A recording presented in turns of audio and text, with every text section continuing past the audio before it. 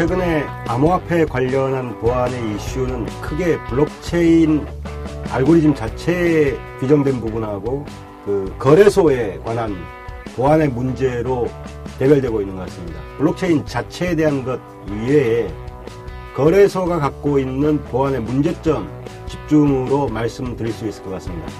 거래소 환경이라고 하는 것이 돈을 다룬다, 글로벌한 상황에서 운영된다, 그러다 보니까 이제 금융적 속성을 무시를 할 수가 없습니다. 기존의 은행이라든가 증권사, 금융감독에 의해서 돌아가는 시스템이 아니라 새롭게 나타난 이 시스템에 대해서 어떤 기준을 적용을 할 것이냐, 이것이 문제가 되고 있는 것 같습니다. 현재 가상화폐 거래소의 3분의 2가 보안에 취약했고 그것에 따른 어떤 기준들을 적용하지 않았기 때문이라고 생각할 수가 있을 것 같습니다. 가장 중요한 그런 관점에서 본다면 정보보호 관리 체계가 제대로 갖춰져 있지 않았다는 점들을 들 수 있습니다.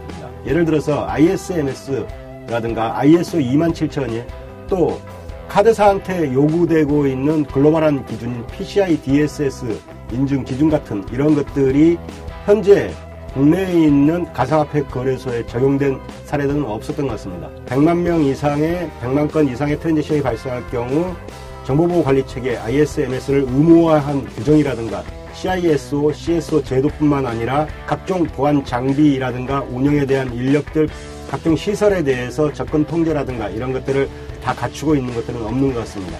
정보보호관리체계를 갖는다라고 하는 것은 영업을 하기 위한 어떤 가장 기본적인 중요한 요인 중에 하나라고 볼 수 있을 것 같습니다. 거기에다가 수시로 환경 변화에서 일어날 수 있는 위험성들을 체크하기 위하여 취약점 점검이라든가 모이해킹에 의한 점검 이런 것들을 통해 가지고 보다 안전한 가상화폐 거래 환경을 만들 수 있을 것이라고 생각이 듭니다. 그런데 과연 그런 원하는 수준의 정보보호 관리 체계를 갖추는 데까지 얼마나 빠른 시일 내에 갈 것이냐가 이제 주요한 관건이 될 것 같은데요. 클라우드 환경과 내부의 개발, 운영 부서, 실제 오퍼레이션 부서, 그리고 전자지갑과 같은 것들을 보관해야 되는 문제, 이런 것들을 총체적으로 아울러서 정보보호 관리 체계를 빠른 시간 내에 취득하는 것이 주요한 어떤 요소라고 볼 수 있을 것 같습니다. 보안의 문제는 그렇게 나타납니다. 고려하지 않고, 들으려 하지 않고, 말하려 하지 않는 데서 나타나는 것이 보안의 문제입니다. 최소한의 기준으로서 제시되고 있는 정보보호 관리 체계를 갖춘 다음에 그것이 제대로 이루어지고 있는가, 전 임직원에 의해서 보안에 대한 인식을 새롭게 했었을 때 가상화폐 거래소에 있어서의 보안의 문제는 해소시켜 나갈 수 있을 것이라고 봅니다. 이번 이야기는 블록체인의 기본 보안 문제에 따른 현황을 이야기하도록 하겠습니다.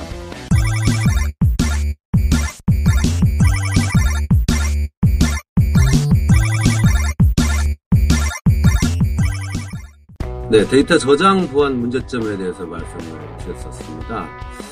자, 데이터 저장 보안 문제점. 거래 정보를 감추지 않고 모두에게 공개해야 하지요. 이게 바로 이제 분산 저장, 혹은 공개 분산 저장, 혹은 분산 공개 저장 장부라고 표현을 합니다. 그런데 이런 것들은 수천만 명, 혹은 수십만 명, 수백만 명? 순서가 바뀌었나? 어쨌든 2중화, 3중화, 4중화를 통해서 다양한 형태로 저장을 할 수 있는, 그리고 모든 사람들이 다 공개가 되는 저장 정보를 갖고 있는 거죠. 그래서 망실을 줄일 수가 있습니다.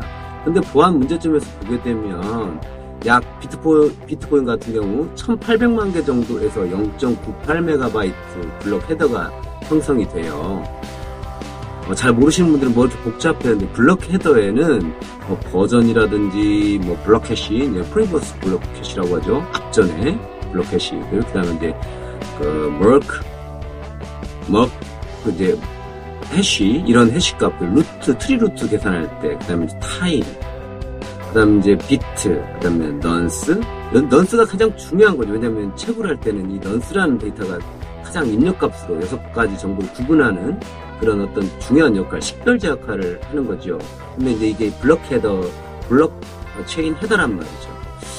자, 이런 블록체인 헤더가 왜 보안 이슈가 되냐면, 헤더에는 특정 정보를 저장했다가 이것들이 다 분산해서 각자 갖고 있게 되는 저장 정보잖아요. 그래서 모든 데이터들의 헤더에 축약적으로, 집약적으로 데이터를 저장할 수가 있단 말이죠. 이게 늘어나버리면 어떻게 돼요? 사람이 많아지면 복잡해지게 되겠죠. 저장 공간이 필요하게 될 거고.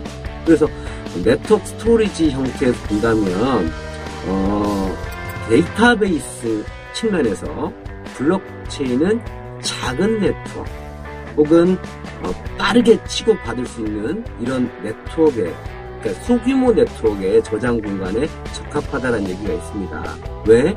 이 헤더가 증가가 되기 때문에 그렇죠. 그래서 추가로 하이퍼레저라는 어떤 리눅스 그룹에서는 이런 헤더 중심의 저장 정보를 좀 줄여서 헤더를 좀 가볍게 하자, 이런 얘기들이 있었습니다.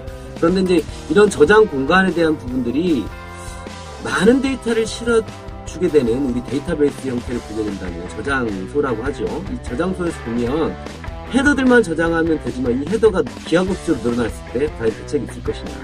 이건 많은 연구가 지금 하고 있어요.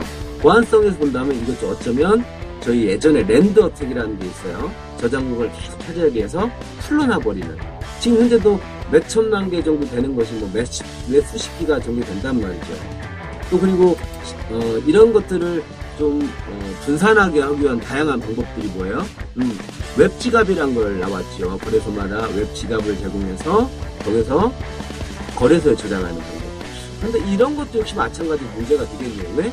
거래소가 털리면 답안 나오잖아요. 그렇죠? 또 샤딩이라는 기법도 있습니다.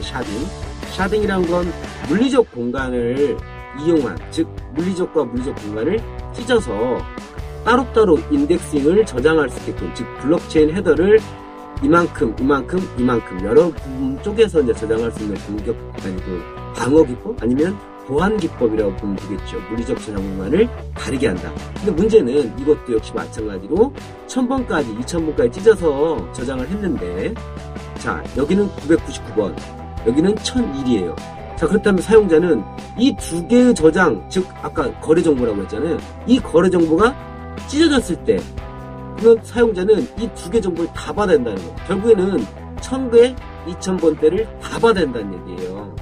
얘가 숫자가 잘못될 수도 있겠습니다만 어찌됐든 이 찢어진 샤딩 기법에 의한 저장 정보를 다 받아야 또 문제점이 생기겠죠. 이것도 지금 추가적으로 계속 연구 중이죠. 왜 이런 연구가 계속되냐면 블록체인 헤더를 기하급수로 늘어날 수밖에 없는, 순차적 구조로 늘어날 수밖에 없는 이 알고리즘 자체를 좀 더 가볍게, 안전하게, 빠르게, 다양하게, 더 많이 저장하고 싶은 욕망 혹은 이런 기법들을 이용해보고자 하는 거죠. 자, 이런 클라우드 기법도 있습니다. 그래서 추가적인 다양한 보안 요소들이 있는데 아직까지도 클라우드는 완벽한 보안이라고 생각하지 않아요. 저도 다양한 보안 기법들이 필요합니다. 따라서 지금 말씀드렸던 지적 기법들은 이 블록체인 헤더 구조상 필연적인 저장 공간들에 대해서 어떻게 완벽하게 저장하려고 하는 것이냐, 어떻게 완벽하게 좀 더 자연스럽게 혹은 가볍게 저장하려고 하는 것이냐라는 대안들을 설명을 조금 드렸고, 기법들을 설명을 드렸고, 그러나 아직도 지금 연구 중이라서요. 이 부분 역시 현재 블록체인 하시는 분들의 역할들을 좀 물어보고 전문가들 의견 좀 받아서 제가 종합적으로 해서 다시 한번 정리를 해보겠습니다. 번째 질문이었죠. 즉 두 번째 어떤 이슈인데요. 퍼블릭과 프라이빗이라는 게 있습니다. 자, 퍼블릭은 여러분들 다 아시겠지만 누구든지 같은 데이터로 표현하면 좀 알성한가?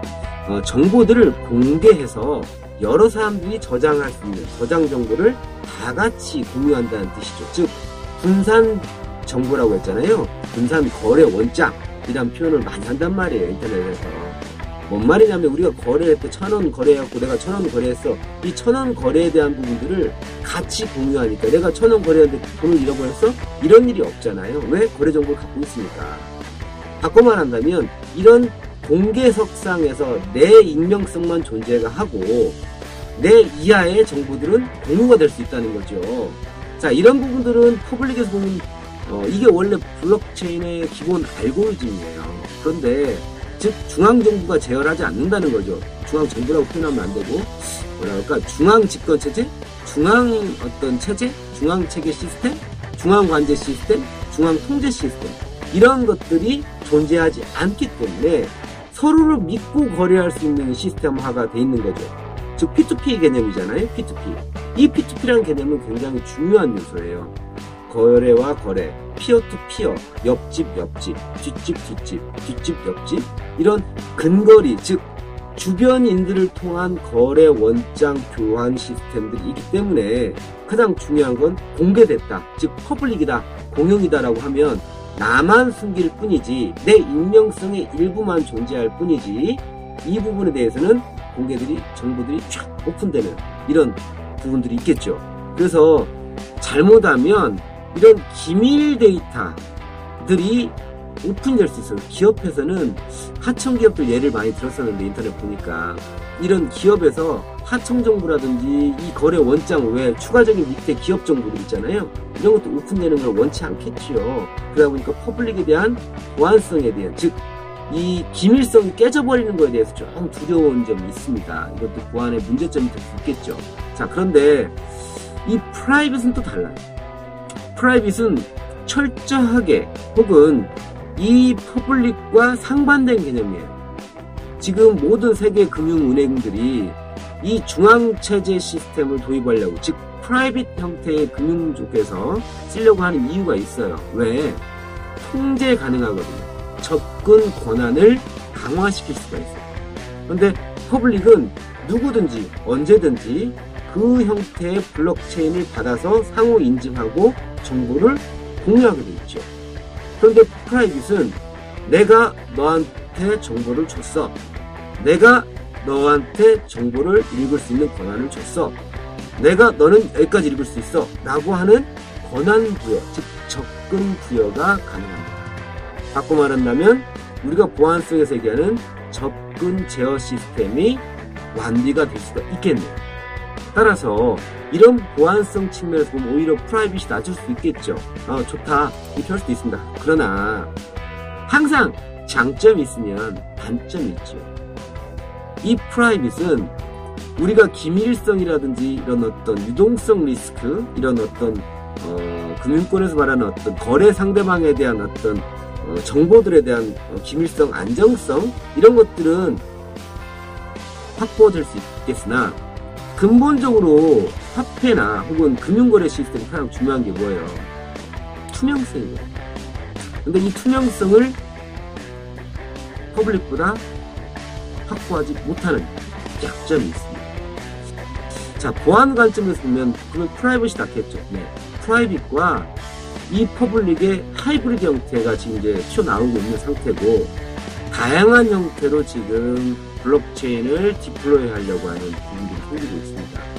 우리는 보안인들은 바라볼 때 프라이빗이 더 좋다고 생각을 해요. 그러나 프라이빗 이꼬르 중앙화폐은행과 틀린 점이 없어버리는 거예요. 그럼 블록체인의 이념이 사라지게 되는 거죠.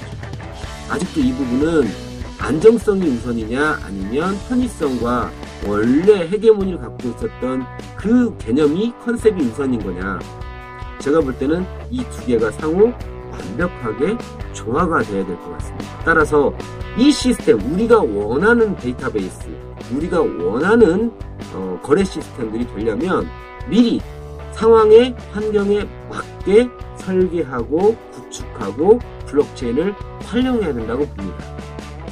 또 다음 시간에는 또 이런 부분들을 또 전문가 의견을 통해서 제 의견이었잖아요. 그리고 이런 문제점을 제시했잖아요. 답변들을 또 한번 들어보도록 하겠습니다.